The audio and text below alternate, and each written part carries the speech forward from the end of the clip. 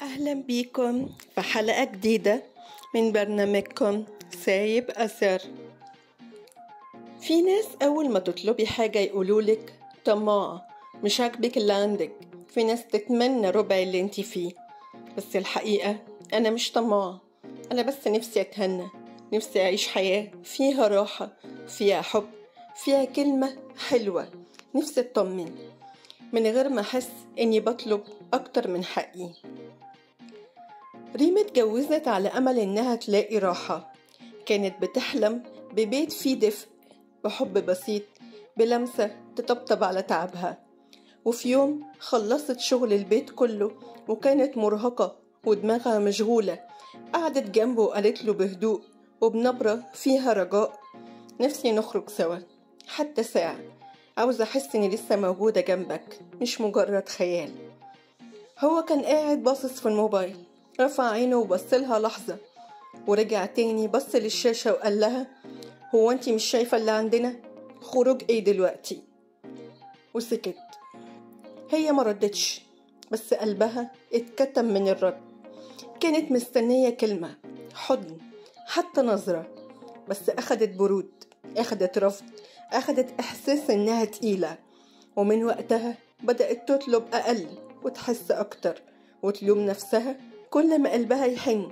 وبقت تسأل نفسها: هو أنا فعلا بطلب كتير ولا أنا بس محتاجة أتهنى؟ في فرق كبير جدا بين الطمع والاحتياج. الطمع هو إنك تاخدي حق مش حقك، لكن الاحتياج هو إنك تطلبي أبسط حقوقك كإنسانة. مش غلط إنك تتمني تعيشي مرتاحة، ولا عيب إنك تقولي أنا تعبانة وعايزة أخرج، ولا عيب إنك تحسي إنك محتاجة تتحبي.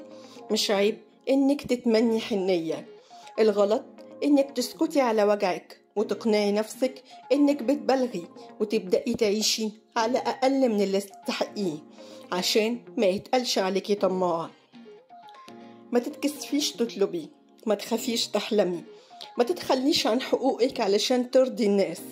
ما تعتذريش عن نفسك، انتي مش طماعة، انتي بس نفسك تتهني، وده مش كتير، ده حقك.